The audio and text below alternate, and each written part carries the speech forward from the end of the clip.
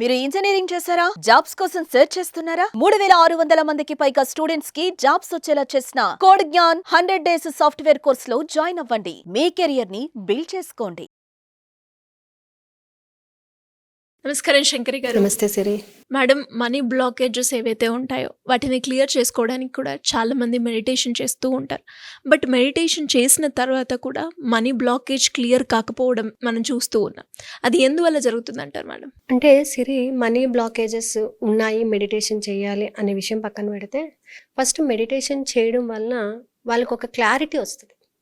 అంటే మనం ఏ విషయంలో మనం ల్యాగ్ అవుతున్నాము, డబ్బు పరంగా మనం ల్యాగ్ అవ్వడానికి గల కారణాలేంటి. అంటే డబ్బు మన దగ్గరికి రావాలి అని అందరికీ సంకల్పం ఉంటుంది. బట్ ఎంత ప్రయత్నించినా డబ్బు రావటం లేదు అని అంటే దాని పట్ల నీకున్నటువంటి పాజిటివిటీ తక్కువ ఉన్నట్టు. దాని మీద నీకున్నటువంటి ఫ్రీక్వెన్సీని నువ్వు ఆ మనీ ఫ్రీక్వెన్సీకి నువ్వు నీ సంకల్పాన్ని యాడ్ చేయట్లేనట్టు. నాకు కావాలండి కావాలండి డబ్బు రావట్లేదు అంటే, మనం మనుషులను చూడండి ఎలా మాట్లాడతారంటే, నాకు ఈ అప్పు ఉందండి, నేను ఈ లోన్ కట్టాలండి, నేను ఇది కొనుక్కోవాలండి, అంటే ఇంకా చెయ్యాలి చెయ్యాలి అనేటటువంటి ఆలోచనలో ఉంటారు తప్ప చేసేసాను అనేటటువంటి ఆలోచనకి ఇంకా జంప్ కారు. కాకపోయేటప్పటికి ఏమవుతుందంటే డబ్బు లేదు లేదు లేదని ఎప్పుడూ చెప్తూ ఉంటారు. ఒకవేళ ఉంది అని అంటే ఎవరైనా అడుగుతారేమో అనే భయానికి కూడా డబ్బు లేదు అని చెప్తుంటారు. సో డబ్బు లేదు లేదని ఎప్పుడు అంటాము మనం రిపీటెడ్గా ఏదైతే అంటూ ఉంటామో ఆ ఫ్రీక్వెన్సీ పెరుగుతూ ఉంటుంది.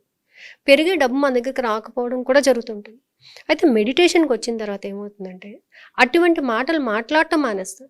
మనము ఏది మాట్లాడాలో ఏది మాట్లాడకూడదో, దేని గురించి మనం ఎక్కువగా సంకల్పం పెట్టుకోవాలో, సంకల్పాన్ని కరెక్ట్ వేలో ఎలా ఫాలో అవ్వాలో అనేది మనకు ఐడియా వస్తుంది మెడిటేషన్లో.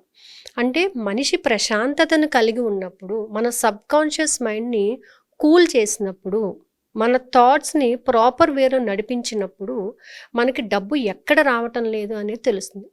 సరే, నేను అంతా చేశానండి, చాలా ప్రశాంతంగా డబ్బు గురించి పాజిటివ్గా అనుకుంటున్నాను, పాజిటివ్గానే నేను రెస్పాన్స్ అవుతున్నాను, వచ్చింది అనే అనుకుంటున్నాను, వచ్చింది అనే విజువలైజేషన్ చేస్తున్నాను, అయినా కూడా రావట్లేదండి డబ్బు అనేవాళ్ళు కూడా ఉన్నారు. ఎందుకు రాదు అంటే, మన కర్మ సిద్ధాంతం ప్రకారం ఏంటంటే, డబ్బు మన దగ్గరికి రావట్లంటే దానిని మనము ప్రాపర్గా యూటిలైజ్ చేయలేనటువంటి రోజులు చాలా ఉంటాయి. డబ్బు మన దగ్గర ఉన్నప్పుడు విచ్చలవిడిగా ఖర్చు పెడుతూ ఉంటారు కొంతమంది. దాని మీద లెక్క జమ లేకుండా మాట్లాడుతూ ఉంటారు. ఇవన్నీ ఏమవుతాయంటే మనకి డబ్బుని ఎక్కడ బ్లాక్ చేయాలో అక్కడ బ్లాక్ చేసేస్తూ ఉంటుంది. సో మెడిటేషన్ చేసిన తర్వాత మనం ఎక్కడ తప్పు చేసాము అనే విషయాన్ని తెలుసుకోగలుగుతాం. ఇంకా నేను ఎవరికైనా ఏమన్నా దాన ధర్మాలు చేసేది ఉందా, లేకపోతే ఎవరికైనా హెల్ప్ చేసేది ఉందా, లేకపోతే నేను డబ్బు గురించి ఇంకా పాజిటివ్గా ఎలా రెస్పాన్స్ అవ్వాలి, డబ్బుకి ఎలా క్షమాపణ చెప్పాలి, డబ్బు పట్ల నేను ప్రవర్తించినటువంటి విధానం ఏంటి, ఇవన్నీ కూడా నీకు అవగాహన అనేది వస్తుందన్నమాట. మెడిటేషన్లో ఏంటంటే ప్యూర్గా మన మైండ్ని మనము ప్రాపర్గా స్టడీ చేస్తాం. మన ఆలోచనలు కానీ మన ప్రవర్తన విధానాన్ని కానీ స్టడీ చేస్తూ మన సబ్కాన్షియస్ మైండ్లో దాని పట్ల ఉన్నటువంటి నెగిటివిటీని తీసేస్తాం అనమాట. మనం చెప్పుకునేటువంటి ఫర్గివ్నెస్, మనీ, I'm sorry, please forgive me, thank you, I love you అని 4 పదాలు చెప్తూ ఉంటాం. Ho'oponopono technique. ఇవన్నీ ఏం చేస్తాయంటే డబ్బు మీద మనకు ఉన్నటువంటి నెగిటివిటీని రిమూవ్ చేయడానికి ఉపయోగపడతాయి. ఈ మెడిటేషన్ చేసి కూడా నాకు రాలేదండి అని అంటే కారణాలు ఏంటంటే, మనం ఇప్పుడు ప్రస్తుతం ఉన్నటువంటి దాంట్లో కానీ, పూర్వం కానీ, ఎప్పుడైనా కానీ మన పేరెంట్స్ కానీ డబ్బు గురించి మాట్లాడేటటువంటి విధానాలు కరెక్షన్స్ లేకుండా మాట్లాడుతూ ఉంటారు. డబ్బును చులకనగా మాట్లాడుతూ ఉంటారు. డబ్బుని విచ్చలవిడిగా ఖర్చు పెడుతూ ఉంటారు. ఇవన్నీ ఏమవుతాయంటే మన దగ్గరికి వచ్చేటప్పటికి అవన్నీ కూడా బ్లాకేజ్గా తయారవుతాయి. సో వాటిని రిమూవ్ చేసుకోవడానికి మనం ధ్యానం ద్వారా కొంత జ్ఞానాన్ని సంపాదిస్తూ ఉంటాం. అంటే ఎలా మాట్లాడాలి, ఎలాంటి వైబ్రేషన్స్ క్రియేట్ చేసుకోవాలి, ఎలాంటి ఫీలింగ్స్ని మనం ఇవ్వాలి, ఆ డబ్బును పొందడానికి మన కర్మ సిద్ధాంతాన్ని ఎలా ఉపయోగించుకోవాలి, డబ్బు పట్ల ఎలాంటి ప్రేమను పొందాలి, ఇవన్నీ కూడా మనం మెడిటేషన్ ద్వారా నేర్చుకుంటాం అనమాట. ఆ నేర్చుకోవడంలోనే డబ్బు మీద మనకి కొంత ప్రేమను క్రియేట్ చేసుకుంటూ ఉంటాం. డబ్బు కావాలండి, నాకు కావాలి కాదు, డబ్బు నా దగ్గర ఉంది అని చెప్పండి. ఆ పదాన్ని పలికేటప్పుడు కానీ, ఆ పదం డబ్బు అనే పదాన్ని పలికేటప్పుడు ఎంత ప్రేమతో పలుకుతారు. డబ్బుదేముందండి, ఇలా అంటే అలా వస్తుంది, ఇలా అంటే అలా ఎలా వస్తుంది, నువ్వు పని చేస్తే వస్తుంది. ఎప్పుడూ కూడా కొంతమందికి ఎలా ఉంటుందంటే, ఈరోజు నాకు బోల్డ్ అంత డబ్బు వచ్చేయాలండి, ఎలా వస్తుంది, వచ్చే అవకాశ మార్గాలను అడగండి.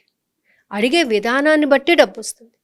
ఇవాళ నాకు చాలా డబ్బు వచ్చిందండి, నేను పని చేశాను, నాకు అవకాశాలు వచ్చినాయి, అవకాశం ద్వారా నేను డబ్బు పొందాను, అందుకు డబ్బుకి కృతజ్ఞత.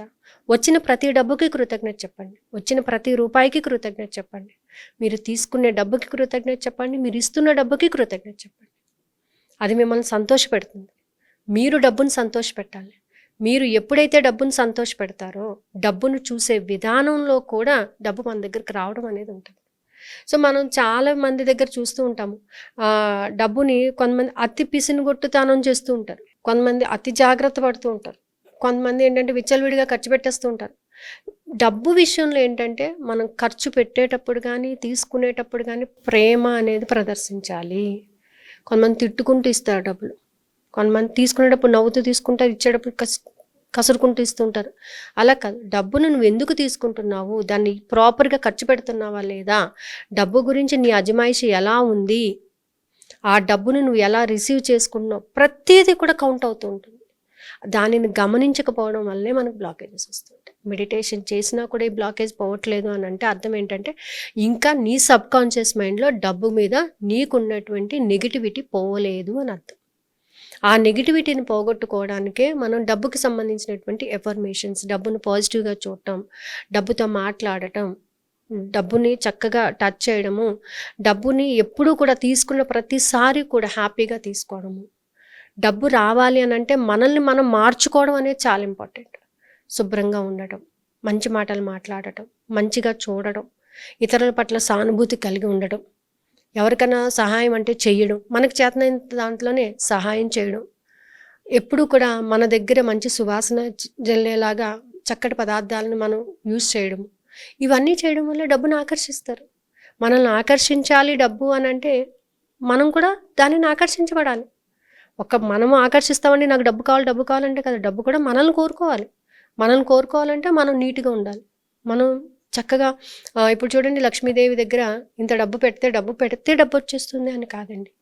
డబ్బు నువ్వు పెట్టేటప్పుడు శుభ్రంగా, శుచిగా, శుభ్రంగా డబ్బుని, అలాగే పూజలోని పచ్చకర్పూరం పెట్టడం, సువాసన చల్లేటటువంటి పదార్థాలను యూజ్ చేయడము, ధూపం వేయడము, ఇవన్నీ ఏం చేస్తారంటే నెగిటివ్ ఎనర్జీని ఓవర్కమ్ చేసి డబ్బును ఆకర్షించడానికి ఉపయోగపడతాయి అన్నమాట. సో ఈవెన్ మెడిటేషన్ చేసినా కానీ, మీరు ఒక ప్రార్థన చేసినా కానీ, దేవుడి దగ్గర ఒక 10 నిమిషాలు కూర్చుని ఉన్నా సరే మనసు అనేది శుభ్రంగా ఉండాలి, పవిత్రత అనేది ఉండాలన్నమాట.